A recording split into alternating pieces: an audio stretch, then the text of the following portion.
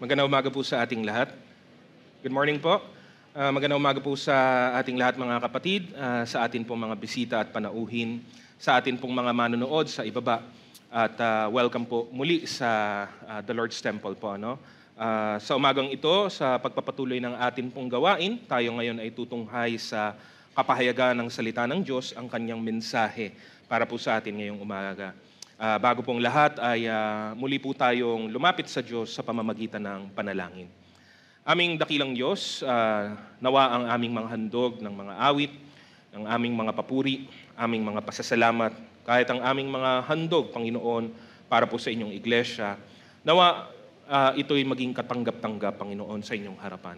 Nawa ang mga puso na naghandog ng mga bagay na ito, Panginoon, ay katanggap-tanggap sa inyo, at ginawa na nawa ito ng may malinis na motibo at dalisay na puso, Panginoon. Patuloy na amin pong hinihiling, Panginoong Diyos, ang inyong paggabay, ang inyong pagsama sa amin sa buong oras ng amin pong gawain. Mangusap po kayo sa pamamagitan ng inyong mga salita at gamitin niyo po ako bilang inyong mensahero, Panginoon, at maipahayag ng maliwanag at ng mabuti, Panginoon, ang inyong kalooban para po sa amin sa araw na ito. Samahan kami, Panginoon, at patnubayan kami ng inyong banal na Espiritu na siya pong mangusap sa aming mga puso at isipan. At patuloy na alisin niyo, Panginoon, ang anumang mga gumugulo, maaaring sa aming paligid o kahit po sa aming sariling kalooban, at wala pong maging hadlang sa kapahayagan ng inyong mensahe sa umaga pong ito. Lahat ng ito, Panginoon, ay ipinagkakatiwala namin sa inyo at nawa lahat ng ito ay gawin namin para lamang po sa inyong kalwalatian. Ito ang aming dalangin sa pangalan ng aming Panginoong Jesus. Amen. Purihin po natin ang Panginoon, minsan pa. Noong nakaraan pong linggo, atin pong napakinggan po yung mensahe ukol po sa kahalagahan po ng mas malalim na kaunawaan patungkol po sa kaligtasan, understanding salvation. Para po atin pong una, maunawaan po ito ng mas lubusan para din po atin pong ma-appreciate ito sa nararapat na paraan kung ano ang ginawa ng Diyos sa pamamagitan ng kanyang anak na si Jesucristo. Kailangan nating mas laliman ang atin pong pagtingin, higit po sa isang pagtanaw sa malayong paraan ang dapat nating ibigay sa Ebanghelyo ng ating Panginoon at dapat po natin itong tunghayan po ng mas mabuti. Ang kaunawaan ukol sa kaligtasan hindi lamang po nakakatulong sa atin para mas magkaroon ng malalim na relasyon sa Diyos, pero ito din ang nagbibigay sa atin ng karunungan at ng kakayahan na ipahayag at ipresenta ang Ebanghelyo ng mas maliwanag, lalo po sa iba pa pong mga taong nangangailangang ito.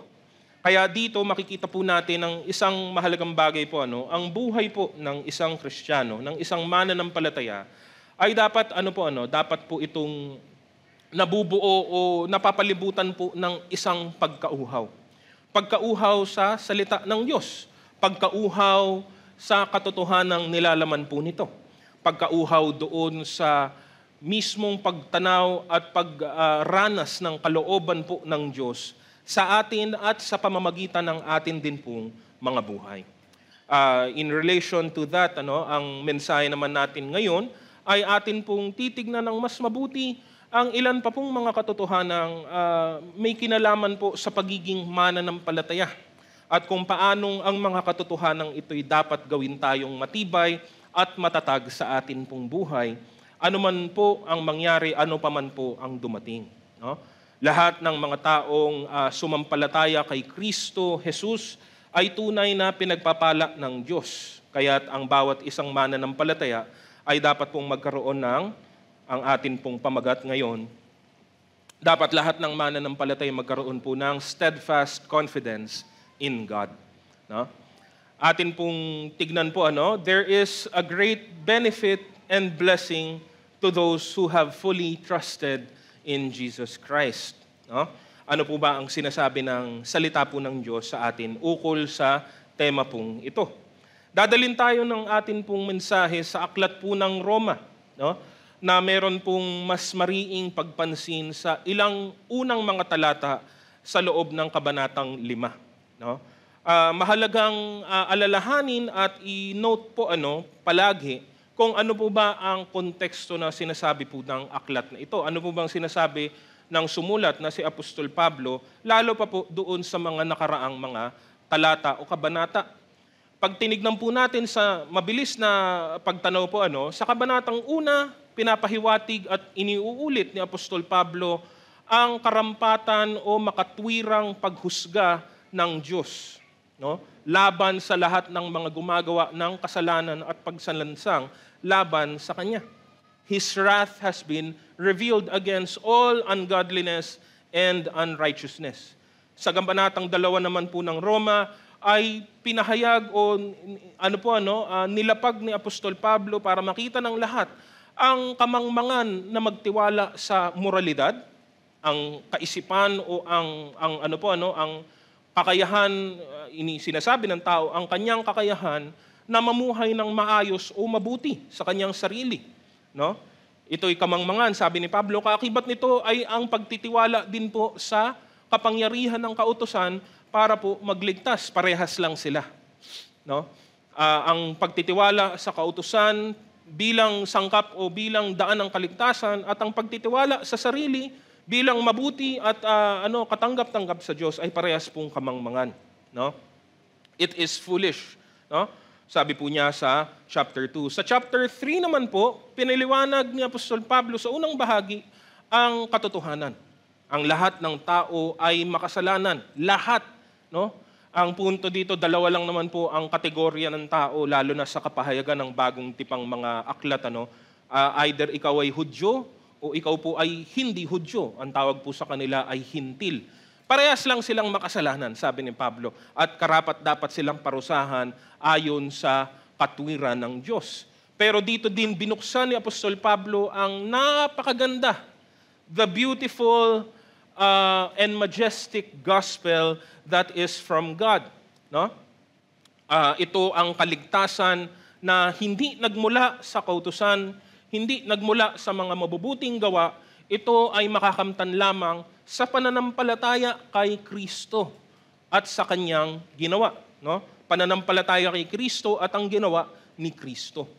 At kasunod po nito sa kabanatang 4, sabi naman po ni Apostol Pablo na kahit ang kanilang ama na si Abraham ay diniklarang matuwid.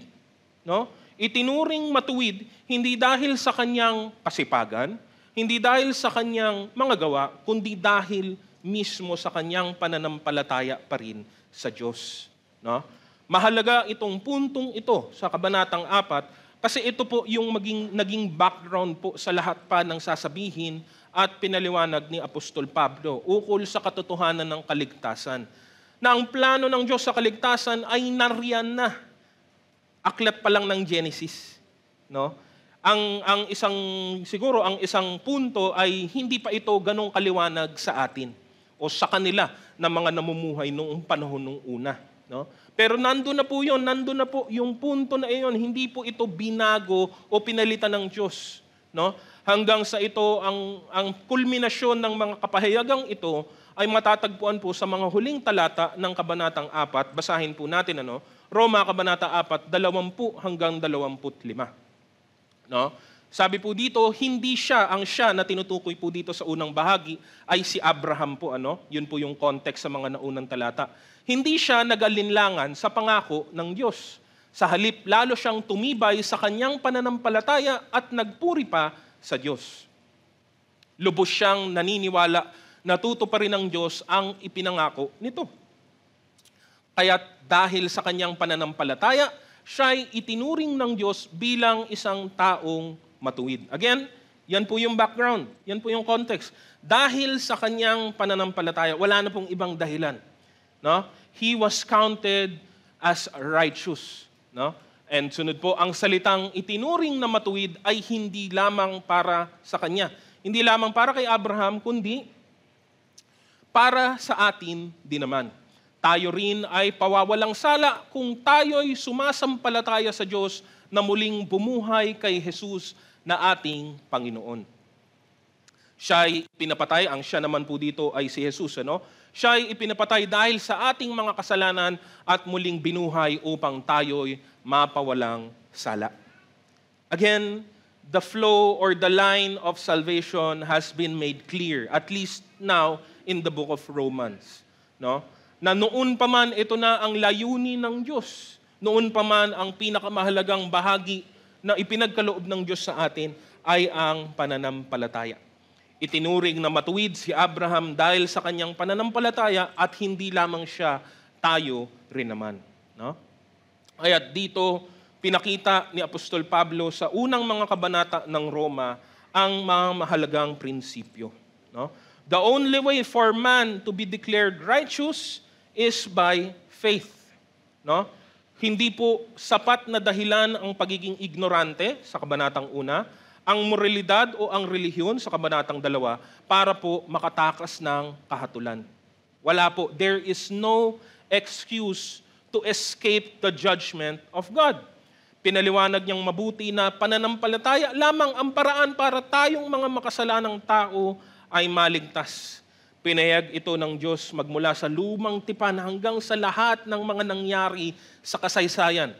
Sa kasaysayan ng Israel, sa kasaysayan ng bayan ng Diyos, hanggang dito sa bagong tipan kung saan, sabi ni Apostol Pablo, wala na daw pong Hudyo, wala na daw pong Hintil, lahat ay nasa ilalim na po ng pamamahala at nakapaloob na po sa kaharian ng Panginoon. Kaya kay Kristo, binibigyan tayo ng confidence, binibigyan tayo ng pag-asa na makapamuhay ng maayos, makapamuhay ng matiwasay sa ilalim ng pananampalataya pong ito, habang atin pong binibigyan ng kalwalatian ang Diyos sa lahat ng ating ginagawa. Kaya tunghayan po natin ang pinaka-punto po ng mga punto po natin ngayong umaga. Number 1 is that we can see the privileged position of believers. Basahin po natin sa aklat po ng Roma, Kabanata 5, talatang 1. Ang sabi po dito, sapagkat napawalang sala na tayo sa pamamagitan ng ating pananampalataya, mayroon na tayong mapayapang relasyon sa Diyos sa pamamagitan ng ating Panginoong Hesukristo. Ilang bagay po sa ilalim po nito. Letter A, we have been justified. Believers have been justified. Ang ibig pong sabihin ng justified or justification is to reckon, to account, to judge, to treat, or to look upon as righteous. Itinuturing kang matuwid. And these are terms that are used in the courtroom of God. Dahil sa pagharap ng tao sa Diyos, meron pong kahatulan. At ang kahatulan po ay meron pong dahilan. Wala pong paparusahan ng Diyos ng wala pong dahilan. Magiging malupit po siya at hindi po makatwiran ang kanyang gagawin kung ganoon. Lahat ng haharap sa Diyos ay paparusahan dahil ang lahat ay nagkasala. At ang karapat-dapat na parusa sa kasalanan laban sa Diyos ay kamatayan. Bakit? Kasi yun po yung pamantayan mismo ng Diyos na lumikha din naman po sa atin. And justification has to do with the idea of declaring that sinner, idinideklara ang makasalanang tao na hindi na po paparusahan. Hindi dahil meron talagang nagbago sa kanya. Hindi dahil tayo ay naging banal kasi again, we have to be careful in this thinking dahil hindi po ito kahit kailan atin pong pwedeng angkinin yung merit. Kaya ako pinagpala kasi may ginawa ako. Kaya ako niligtas kasi may ginawa ako. Wala po tayong ginawa. Even faith is the act of receiving the gift of God. Wala ka pa rin pong ginawa. Tinanggap mo lang ang biyayang ito. The only way to access this gift is by faith.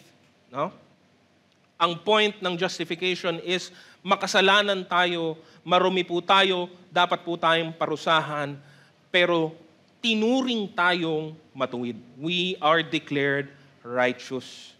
We are declared, sa mas mababaw siguro, kung sa korte, you are declared not guilty of your sin. Before God, you are now being treated as righteous and holy. Isang mahalagang punto, hindi po biglang nabulag o biglang nakalimot ang Diyos. God knows kung sino po tayo sa kanyang harapan. Alam ng Diyos ang atin pong tunay na kalagayan at all times. No? Hindi ito nawawala sa kanyang paningin o sa kanyang isip. No? God is perfect in His knowledge of all things, and He is fully aware of our condition as humans. No? Alam niya na tayo yung makasalanan, alam niya na tayo ay talagang hindi matuwid. Justification through faith, however, declares us to be righteous sa kabila ng atin pong kondisyon na ito. Ito ay naging posible lamang sa ginawa ng Diyos sa pamamagitan ng kanyang anak na si Hesukristo. Pinaliwanag ito ni Apostol Pablo sa aklat po ng Roma, Kabanata 3, 21 hanggang 26. Sabi po, ngunit ngayon nahayag na kung paano pinapawalang sala ng Diyos ang tao. Hindi ito sa pamamagitan ng kautusan. Ang kautusan at ang mga propeta mismo ang nagpapatotoo tungkol dito. Pinapawalang sala ng Diyos ang lahat ng sumasampalataya kay Hesukristo sa pamamagitan ng kanilang pananalig sa Kanya, maging Hudyo man o Hintil. Sapagkat ang lahat ay nagkasala at walang sino mang nakaabot sa kaluwalhatian ng Diyos. Ngunit dahil sa Kanyang kagandahang loob, sila ay pinawalang sala na niya sa pamamagitan ni Kristo Jesus na siyang nagpapalaya sa kanila. Siya ang inialay ng Diyos bilang handog upang sa pamamagitan ng kanyang dugo ay mapatawad ang kasalanan ng lahat ng sumasampalataya sa Kanya. Ginawa ito ng Diyos upang patunayang siya ay matuwid. Noong unang panahon, nagtimpi siya at ipinagpaumanhin ang mga kasalanang nagawa ng mga tao. Ngunit ngayon ay tuwirang ipinapakita ng Diyos na siya ay matuwid at siya ang nagpapawalang sala sa mga sumasampalataya kay Jesus. Through the atoning sacrifice of Jesus on the cross, no, ang ating kasalanan na dapat nating pagbayaran ay ibinigay kay Jesus. Sa pinakamadaling salita, yung dapat nating pagbayaran, si Jesus ang nagbayad. At yung katwiran na meron kay Kristo dahil siya ay perpekto at dahil siya ay walang pagkakasala, ay yun naman ang siyang ibinibigay sa sino mang sasampalataya sa Kanya. No? It is imputed or imparted in those who would believe in Him. No? Bakit? Kasi yun ang Kanyang diniklara, yun ang Kanyang ginawa, yun po ang Kanyang layunin sa bagay na ito. No? Dapat tayong mamatay, tayo ay itinuturing na mga patay, ngunit kay Kristo tayo ay tinuring na mga matuwid at itinuturing na buhay sa pamamagitan ng Kanyang muling pagkabuhay din naman. Sabi pa po sa 2 Korinto, Kabanata 5:21, hindi nagkasala si Kristo, ngunit dahil sa atin, siya'y itinuring na makasalanan upang sa pamamagitan niya ay maging matuwid tayo sa harap ng Diyos. No? Ang sino ang deserving ng death is now declared innocent and righteous, worthy of life dahil kay Kristo. Kaya mabilis lang pong sabihin yung salita pong justification or justified or inaring matuwid or inaring ganap, pero napakalaki po ng bahaging ito sa atin pong buhay. It is what makes salvation, salvation. Kasi yung salvation, yun na po yung suma total niligtas ka, pero ano ba ang mas detalyadong ibig sabihin nito? Bahagi po ito noon. Higit pa po dito, o sumunod pa po dito, letter B, we have peace with God. No? Ang sabi po dito ni Apostol Pablo sa aklat nga po ng Roma. Talagang, ito muli ay resulta lamang po ng ginawa ng ating Panginoon. No? Mayroon na tayong mapayapang relasyon sa Diyos sa pamamagitan ng ating Panginoong Hesukristo. Through faith, it brought us peace with God. No?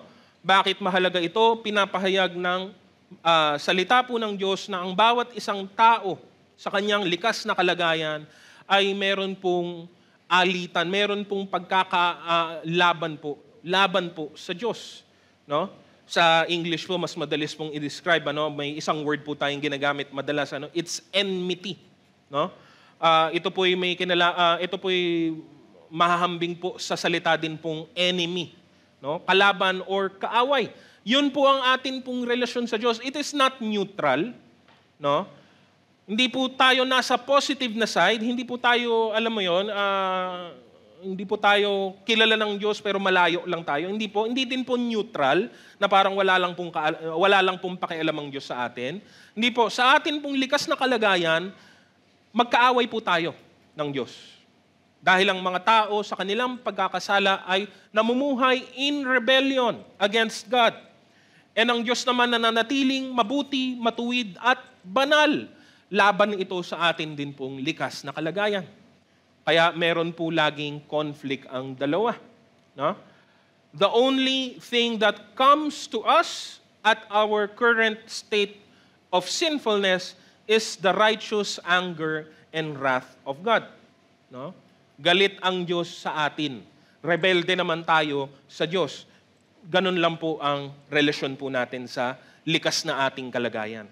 Ilang mga talata po galing po sa Roma, Kabanata 2, una sa talatang 5, ang sabi po, ngunit sa katigasan ng iyong ulo at di pagsisisi, lalo mong pinapabigat ang parusang igagawad sa iyo sa araw na iyon, kung kailan ihahayag ang puot at makatwirang paghatol ng Diyos. Ganon din po sa talatang 8 hanggang 9, ngunit matinding galit at puot ang sasapitin ng mga taong makasarili at ayaw sumunod sa katotohanan kundi sa kasamaan. Paghihirap at kapighatian ang daranasin ng bawat gumagawa ng masama. Una ang mga Hudyo at gayon din ang mga Griego. Wala pong pinagkaiba ang dalawa. But when a person that is lost turns to Christ in faith, God declares an end to the hostilities. Natatapos po ang alitan o pag-aaway na ito.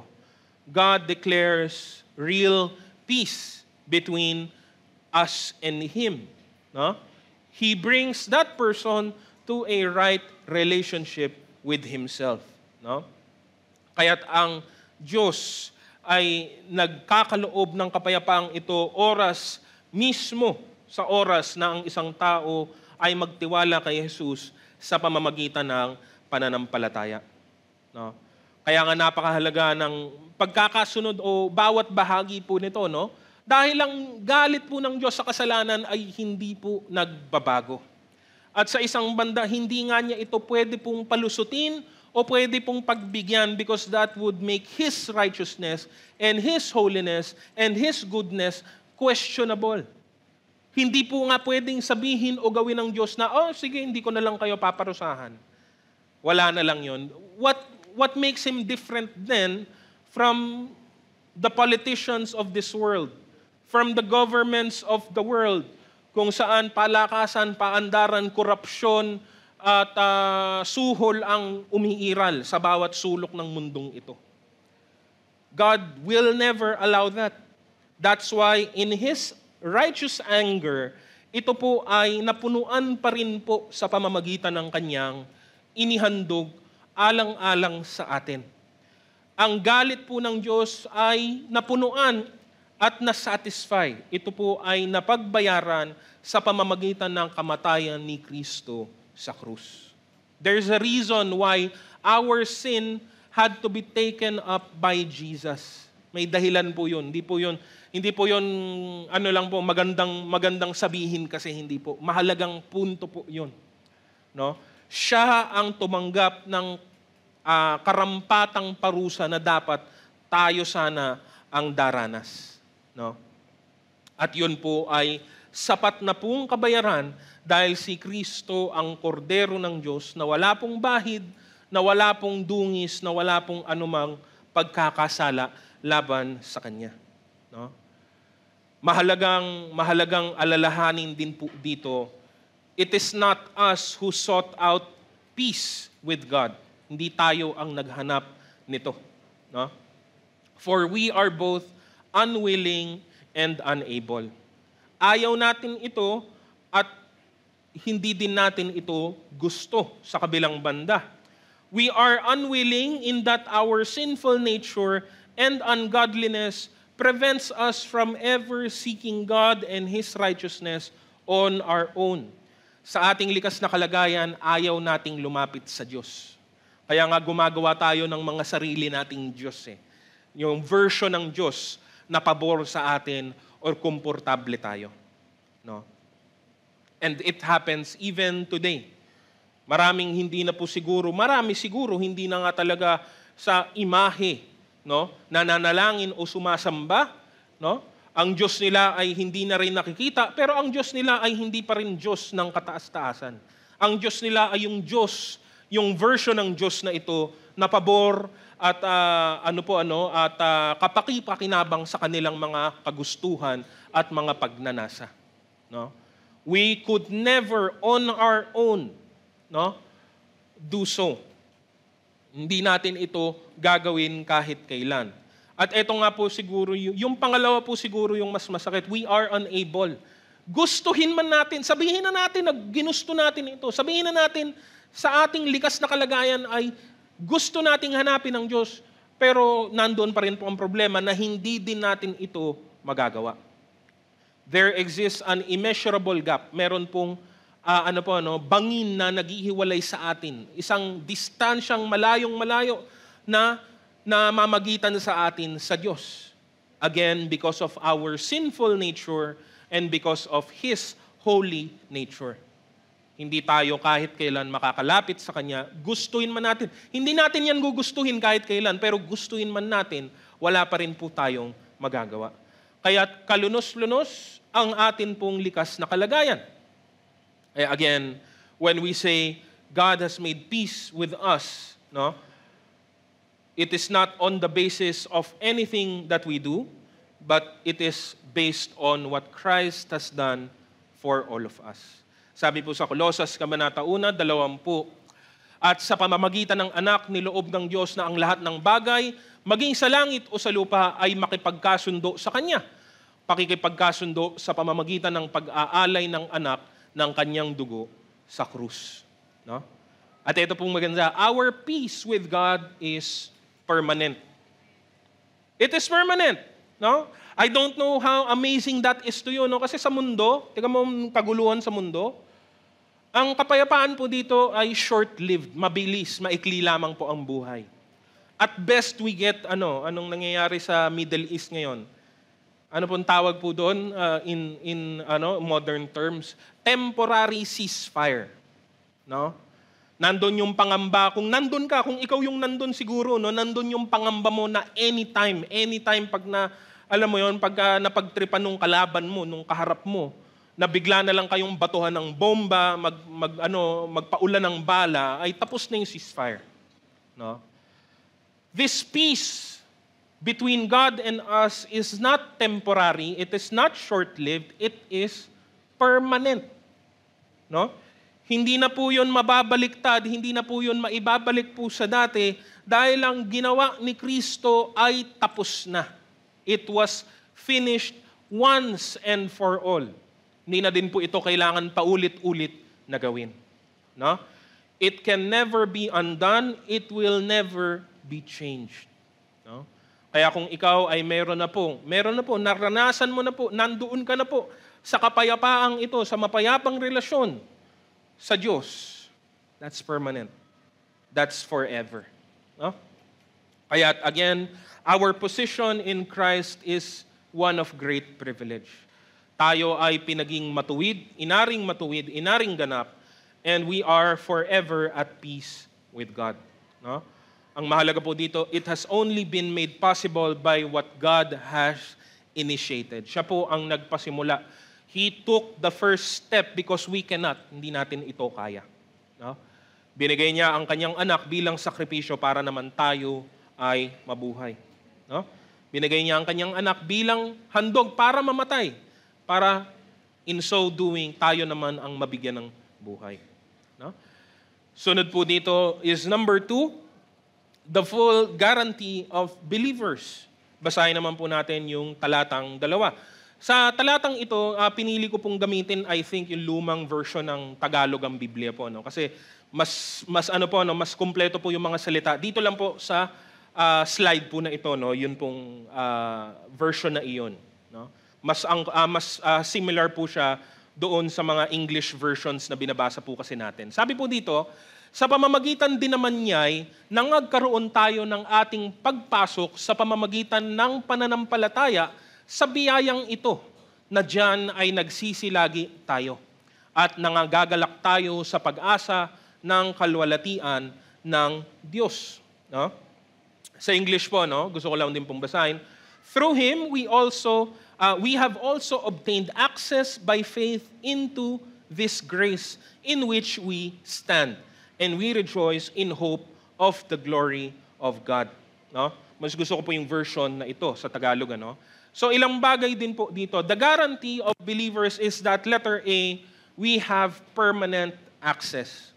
No? Ang unang bunga ng ating pananampalataya kay Kristo Jesus ay napakahalaga dahil ito ang dahilan kung bakit tayo nakalapit sa Diyos sa pamamagitan ng kanyang bugtong na anak. Pero napakahalaga din po ng ikalawang bahaging ito. No? Dahil pinapaliwanag ni Apostol Pablo, itong tinutukoy niya po dito ay ang ating mga sunod na paglapit sa trono ng biyaya ng atin pong Panginoon. Ang katwiran ni Kristo na nasa atin ang siyang dahilan kung bakit tayo makakalapit sa Diyos hindi lang ng isang beses, pero sa pamamagitan ni Kristo, we have permanent access to God's throne of grace. No? The difference here being, imaginein mo kung wala ito, ay matinding biyaya pa rin po ito kahit wala ito. No? Imagine if you were given an audience with the king, pero isa lang, isang beses lang sa buong buhay mo. No? Lahat ng tao sa kahariang ito, pagka tungtong ng edad 30, ay bibigyan ng isang oras sa kwarto ng hari, no? Para siya'y makausap, para siya'y makaharap, para siya ay malapitan mo, no? Pero matapos ng pagkakataong iyon, matapos ng isang oras na iyon, hindi na po yun mauulit. Malaking biyaya pa rin yun, pero alam mo yun, kung ganun lang siya, that's it. And you're done.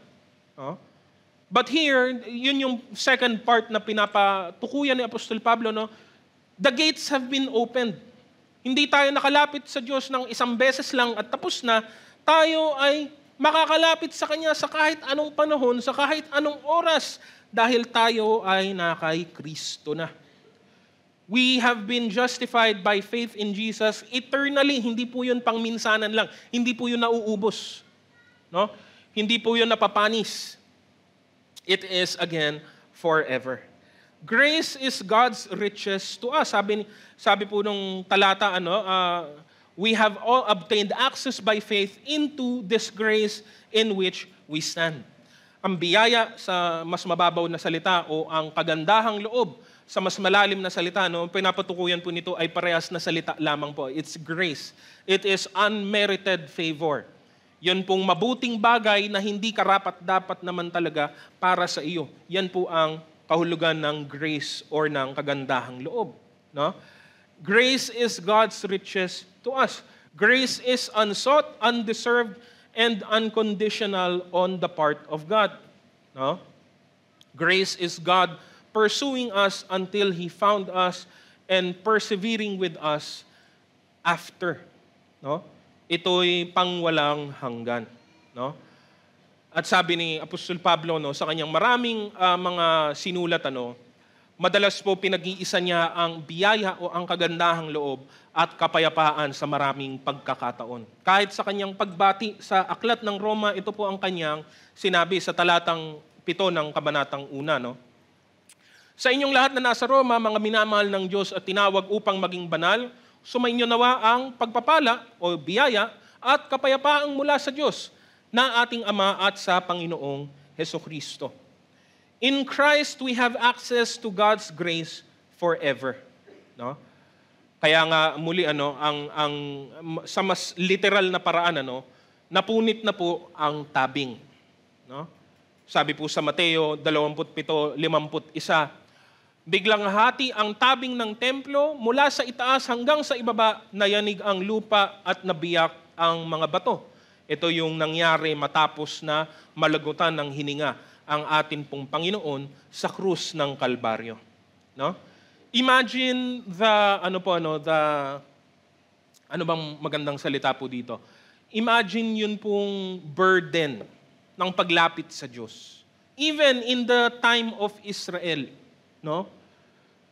Yung mga ordinaryong tao, meron lang po silang hangganan. Hanggang doon lang sila sa lugar na ito.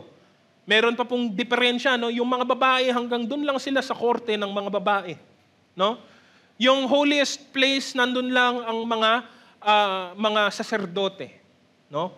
At yung tabing na ito, ang naghihiwalay doon sa banal na lugar sa lugar ng pinakabanal, the Holy of Holies.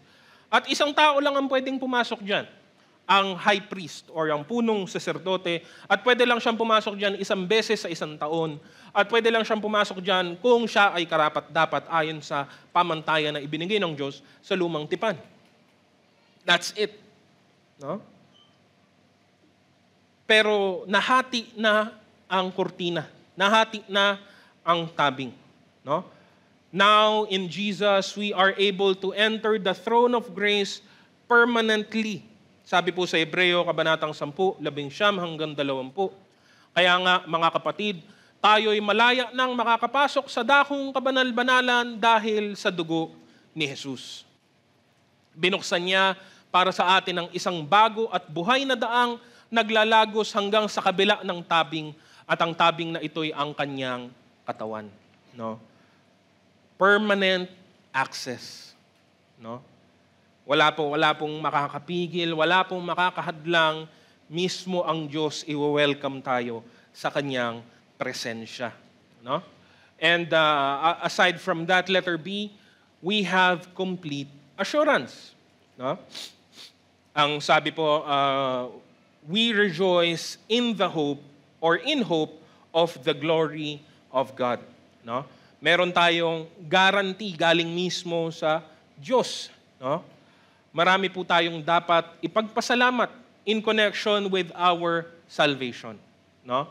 Marami po dito ay tinanggap na po natin galing sa Diyos na atin na pong tinatamasa sa kasalukuyang panahon. Gaya ng kagandahang loob, gaya ng habag, gaya ng kapayapaan, gaya po ng kalayaan, gaya po ng katwiran, gaya po ng kapangyarihan. Pero ito din ang isang katotohanan ukol doon sa mga bagay na hindi pa nangyayari, hindi pa dumarating. And this is the one of the most exciting aspects and benefits of salvation. It is our hope of the glory of God. Ang pag-asa po. No? Hindi tayo pinagkalooban ng kaligtasan upang atin pong ibaka ito sa ating sarili lamang. No? Ang hirap naman po nun. No? I imagine that. Again, kung yun man ang nangyari, salamat sa Diyos, pero ang hirap po nun. Sabi ng Diyos sa'yo, okay, ligtas ka na ha. Okay, yung kaligtasan, bibigay ko sa kamay mo. Okay, hawak mo na yan. Huwag mong iwawala ha. Ingatan mo yan. Pag yan, nawala mo, wala nang kapalit yan. Imagine kung sa atin nakasalalay ang preservation ng atin pong salvation. No? Pera nga, nawawalan po tayo eh. Mahalagang bagay nga, nawawalan tayo eh. No? Paano pa kaya kung kaligtasan? Kung ang kaligtasan ay nakasalalay sa atin matapos ibigay ito. Hindi po. God is the cause, is the source of salvation. God is also the keeper, the preserver of our salvation as well. No? Siya ang gumawa ng lahat ng ito. No? It is faith, it is grace through faith that saves us, and it is also grace through faith that will keep us as well. No? Hindi ito nakabatay sa ating sarili. No? Sabi nga po, sa unang Pedro, Kabanata 1, talatang 5, sapagkat kayo'y sumasampalataya, iingatan kayo ng kapangyarihan ng Diyos habang hinihintay ninyo ang kaligtasang iyan na ihahayag sa katapusan ng panahon. That is our hope And imagine this hope, this real hope, na meron pong guarantee. Guarantee na mangyayari, hindi lang yon, guarantee na makakarating ka po roon. No? Na aabutin mo po yon kung tunay na ikaw ay sumasampalataya sa Kanya. No? Prior to believing in Christ, we had no hope for this glory because of sin. Wala po tayong pag-asang ito. No? But because of the death and resurrection of Jesus, we can be sure that we will be able to share in this hope of glory of God. Sabi po sa Roma, Kabanata 8:29 hanggang 30, sapagat sa mula't mula pa'y alam na ng Diyos kung sino ang magiging Kanya at ang mga ito'y pinili niya upang maging tulad ng Kanyang anak. Sa gayon, ang anak ang naging panganay sa lahat ng maraming magkakapatid. Ang mga pinili niya noon pang una ay Kanyang tinawag, at ang mga tinawag Kanya ring pinawalang sala, at ang mga pinawalang sala ay Kanyang binaginan ng Kanyang kalwalhatian. One of the most interesting, one of the most comforting verses in chapter 8. Marami po yan, pero isa po yan sa mga highlight ng kabanatang ito. No? And again, napakalaking bagay na maunawaan yung tenses na ginamit po ni Paul. No? Ang tense ng lahat ng kanyang ginamit na salita dito ay past tense. No? Ano po ibig sabihin po noon? Nangyari na sa nakaraan o sa mas mababaw, ibig sabihin tapos na. And yun yung weird. Kasi may mga tinutukoy dito si Apostol Pablo na hindi pa nangyayari, pero kung gamitin niya sa pangungusap ay binabanggit niya na parang tapos na. Because that is the guarantee of God. Pwede mong gamitin, pwede mong tukuyin, pwede mong tanawin ang mga bagay na hindi pa nga nangyayari na parang nangyari na. Kasi ganun tayong kasigurado sa pangako ng Panginoon. That is the full assurance we have with God. No? With God, it is a done deal. With God, hindi mo na kailangan itong pag-isipan pa. Tapos na ito. It is sure. No? Wala pong pagdududa. The believer has access to God and His grace forever sa pamamagitan ng natapos na gawa ng ating Panginoong Jesus. No? Kaya't lagi natin itong alalahanin. No? The work of Christ is finished. Kumpleto na po ito sa kabuuan po nito, and it is perfect forevermore. No? Dahil mapagkakatiwalaan si Kristo, mapagkakatiwalaan ang Kanyang ginawa, wala po tayong kailangan pagdudahan o hindi po natin kailangan magdalawang isip kahit kailan. Sila na mga nagtitiwala kay Kristo ay merong garantiyang ito. Hindi lang sa buhay sa ngayon, pero lalo pa sa buhay na paparating pa lamang. We experience the grace of God in the present, but we also look forward to the grace of God in the glory of the life that is to come. And that is the guarantee. Makakapamuhay ka sa ilalim ng biyaya ng Diyos sa kasalukuyan at mararanasan mo rin ang Kanyang kalwalhatiang nakaabang para sa iyo. Kaya sa pagdudugtong dito, number 3, the wonderful comfort of believers. Basahin po natin sa talatang 3 hanggang 5. Hindi lamang iyan, ikinagagalak din natin ang mga kahirapang ating tinitiis dahil alam nating ito'y nagbubunga ng pagtiyatiyaga. At ang pagtiyatiyaga ay nagbubunga ng katatagan, at ang katatagan naman ay nagbubunga ng pag-asa. At hindi tayo binibigo ng pag-asang ito sapagkat ang pag-ibig ng Diyos ay ibinuhos na sa ating mga puso sa pamamagitan ng Espiritu Santo na ipinagkaloob sa atin ng Diyos. No? The comfort of believers is that letter A, we can rejoice in our present sufferings. Kay Kristo tayo ay ligtas, tayo po ay sigurado, pero napapaalalahanan po tayo na for the time being, for the meantime, humaharap tayo sa realidad na tayo ay nabubuhay sa isang mundo na napupuno ng kahirapan. No? The suffering that Paul speaks of includes all difficulties of life. No? Sa isang banda, anuman ang paghihirap ng isang mananampalataya ay para kay Kristo. Kasi ikaw ay na kay Kristo na eh. At ang kasamaan na hinaharap po natin ay pinapahiwatig lang po yung matinding paglalaban ng panahong ito, no? Na pinapangunahan ng kasalanan, ng kasamaan, at ng kaaway na si Satanas. No? Pero hinihintay natin yung panahon na darating kung saan magwawagi at magtatagumpay ang Diyos at ititigil na, wawakasan na po niya ang mga bagay na ito na nagpapahirap sa ating lahat. No? The suffering that we experience points us to the reality that the enemy is here. And we are being targeted because of our relationship with Christ.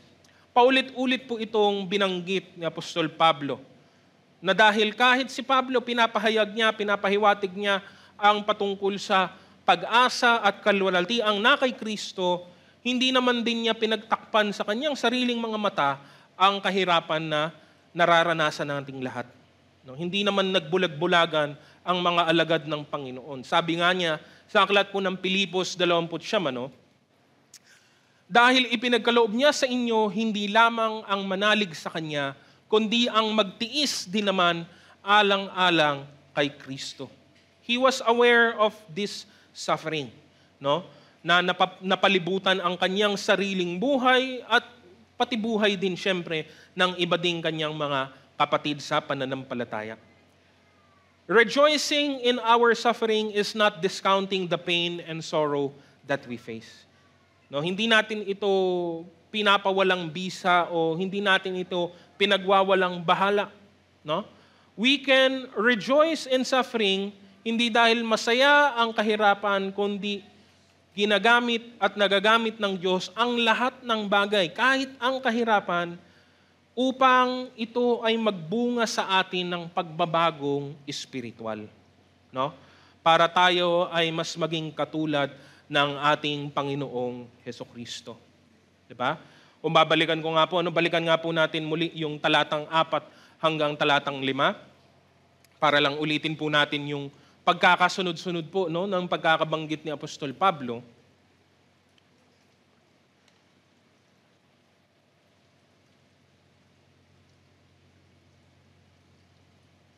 No? Sabi po dito, sige sa verse 3 na lang para kumpleto po, putol po yung verse 4. No? Ikinagagalak din natin ang mga kahirapang ating tinitiis dahil alam natin ito'y nagbubunga ng pagtsatsaga. Suffering produces endurance, ang sabi po, And verse 4, ang pagtsatsaga ay nagbubunga ng katatagan. Endurance produces character, ang sabi po sa ESV, At ang katatagan naman ay nagbubunga ng pag-asa. And character produces hope.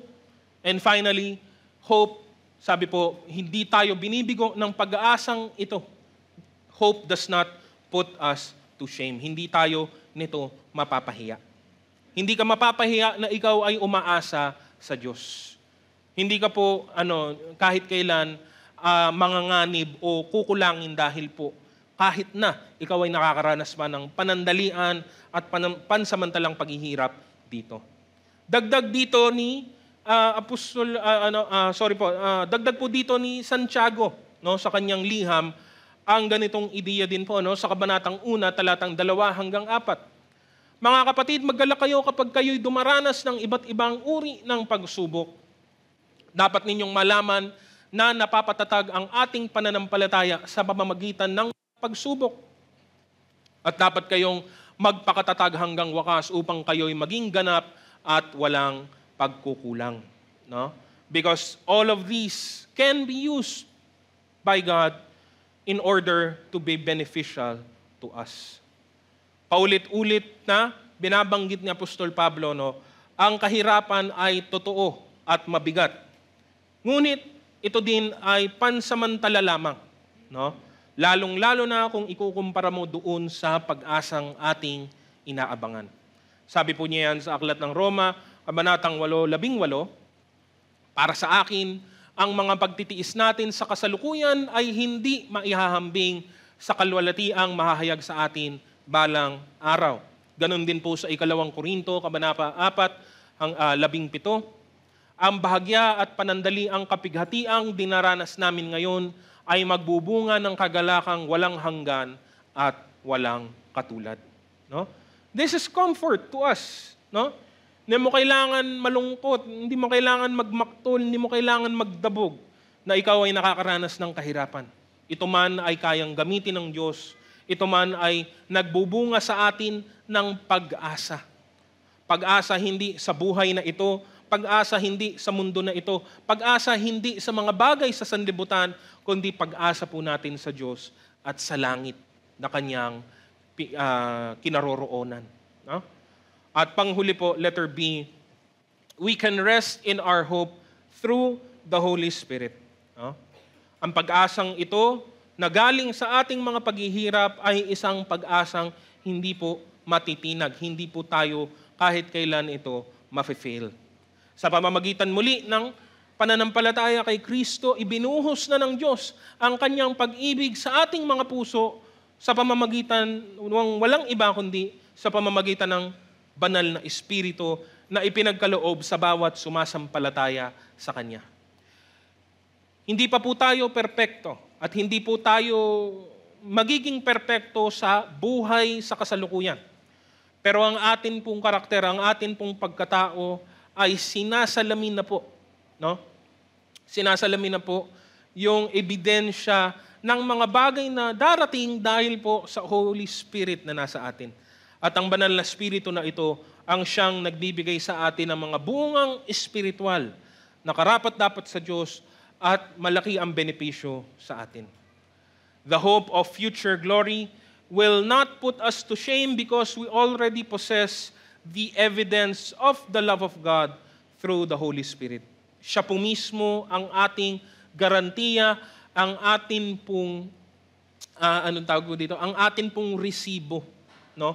Siya po ang palatandaan ng lahat ng gagawin pa ng Panginoon para po sa atin, no? He will fulfill and accomplish everything He has said and promised to us.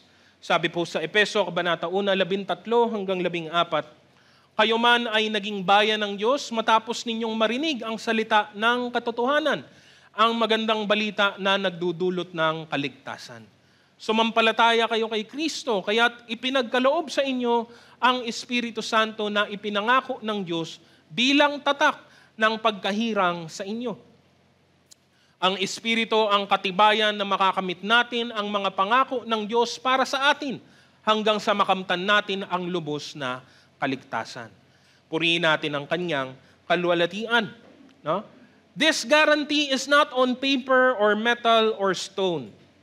It is the Holy Spirit Himself in our life reminding us of God's assurance. Ganda po ng ginamit niya sa salita, no? Ibinuhos na sa ating mga puso ang pag-ibig ng Diyos. We have the precious Holy Spirit to guide us, to teach us, to constantly remind us of this amazing love of God for His people. No?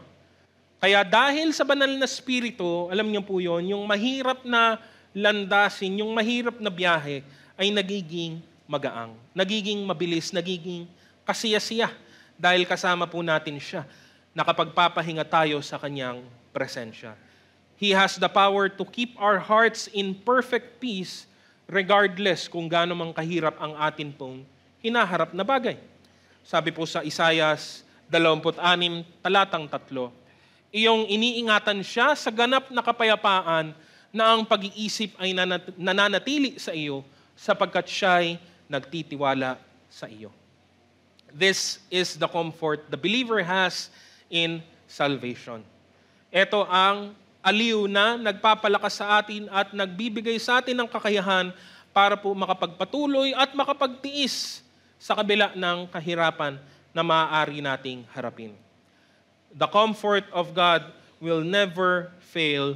That is why we can rejoice in every circumstance because we have the peace of God in our lives.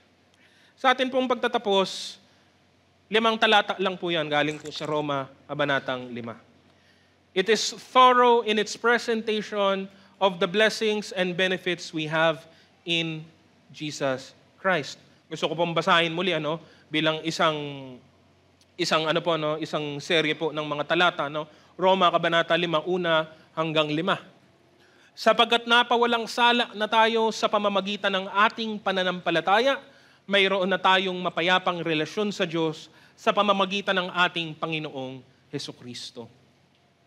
Sa pamamagitan ng pagsampalataya kay Hesukristo, tinamasa natin ang kagandahang loob ng Diyos at tayo ay nagagalak dahil sa pag-asang tayo ay makakabahagi sa Kanyang kalwalatian. Hindi lamang iyan, ikinagagalak din natin ang mga kahirapang ating tinitiis dahil alam nating ito'y nagbubunga ng pagtsatsaga. At ang pagtsatsaga ay nagbubunga ng katatagan at ang katatagan naman ay nagbubunga ng pag-asa. At hindi tayo binibigo ng pag-asang ito sapagkat ang pag-ibig ng Diyos ay ibinuhos na sa ating mga puso sa pamamagitan ng Espiritu Santo na ipinagkaloob sa atin ng Diyos. No? Ang pinakamahalagang tanong na may iwan sa atin ay parehas pa rin gaya ng dati. Tayo ba ay tunay na kay Kristo? That's the question. That will always remain to be the question. Ano? Ang tunay na sagot na tayo lamang ang makapagbibigay ay ang magbibigay sa atin ng maliwanag na kaisipan sa ating mga buhay at mga karanasan. Kasi ito lang yan eh. Kung ikaw, wala kang nararamdaman, wala kang nararanasang kapayapaan sa iyong buhay. Kung ikaw hindi mo kaya, hindi mo madala ang iyong sarili na magalak sa kabila ng iyong kahirapan, then kailangan mong bumalik sa mas mahalaga, sa mas naunang bagay. Ang engkwentro mo kasama si Kristo sa krus ng Kalbaryo. Dahil kay Kristo, wala pong kakulangan. Kay Kristo, lahat ng ating mga pangangailangan ay napupunuan. Kung ikaw ay tunay na kay Kristo, patuloy kang mapapalakas at mapapagsigla ng galak at ng pag-ibig at na pag-asa na nasa Kanya. No? Kung ikaw ay kay Kristo, maniwala ka, manampalataya ka, manalig ka na kaya mong tiisin ang anumang bagay sa buhay na ito. Hindi dahil sa kung ano ang meron sa iyo. Hindi dahil sa kung ano ang karanasan mo. Hindi dahil sa kung ano ang galing mo o ang lakas mo o ang abilidad mo, kundi dahil sa Kanya na kasama mo na habang buhay. Kaya't patuloy tayong lumakad ng meron pong steadfast confidence sa atin pong Panginoong Diyos na buhay. Purihin po natin ang Panginoon sa umaga pong ito.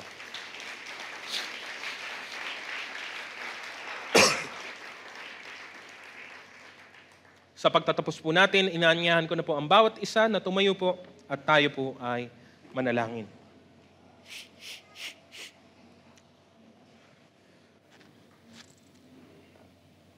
Aming dakilang Diyos, muli ay nagpapasalamat kami sa mensahe na amin pong napakinggan ngayong umaga pong ito.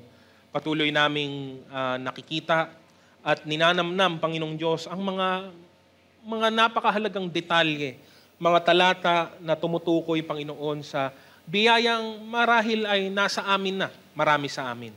Salamat dahil patuloy ninyong pinagliliwanag ito sa aming mga isip, sa aming mga puso, upang lubusan nga naming maunawaan ito at lubusan din naming maranasan ang mga benepisyo nito sa araw-araw na amin pong kinakaharap ang mundong ito. Patuloy na manalig kami sa inyo, Panginoon. Patuloy na maging matibay ang amin pong pananampalataya, tanging sa aming Panginoong Hesukristo lamang, at patuloy naming maranasan ang inyong kagandahang loob sa bawat aspeto at bahagi ng aming buhay. Totoo na may kahirapan, totoo na may mga suliranin, totoo na meron pong mga trahedya at mga malulungkot na bahagi, ngunit gaya ng sinabi ni Apostol Pablo, lahat ng ito ay nagmumukang panandalian lamang at bahagya. Dahil mas nangingibabaw, Panginoong Diyos, ang pag-asa namin sa inyo. Ang pag-asang ito na hindi kami bibiguin, na hindi kami ipapahiya kahit kailan. Ang pag-asa namin na kay Kristo Jesus, na sinelyuhan ninyo ng inyong banal na Espiritu. Kaya salamat, Panginoong Diyos, at gaya nga ng amin pong mensahe, makapamuhay kami ng may buong tapang, ng may buong pagtitiwala sa inyo sa bawat aspeto ng amin pong buhay. Ano man ang kakaharapin namin ay maparangalan nawa namin ang inyong pangalan. Maraming salamat, O Diyos, at sa inyo ang lahat ng kapurihan, sa inyo ang lahat ng pasasalamat sa umagang ito. Tanggapin po natin ang bendisyon Sa Diyos na makagagawa ng higit kaysa lahat ng maaari nating hilingin at isipin sa pamamagitan ng kanyang kapangyarihang naghahari sa atin. Sumakanya ang kapurihan sa pamamagitan ng Iglesia at ni Kristo Jesus magpakailanman. At ang lahat ng pinagpala sa umagang ito ay magsabi ng Amen. Purihin po natin ang Panginoon at magbatian po tayo sa bawat isa.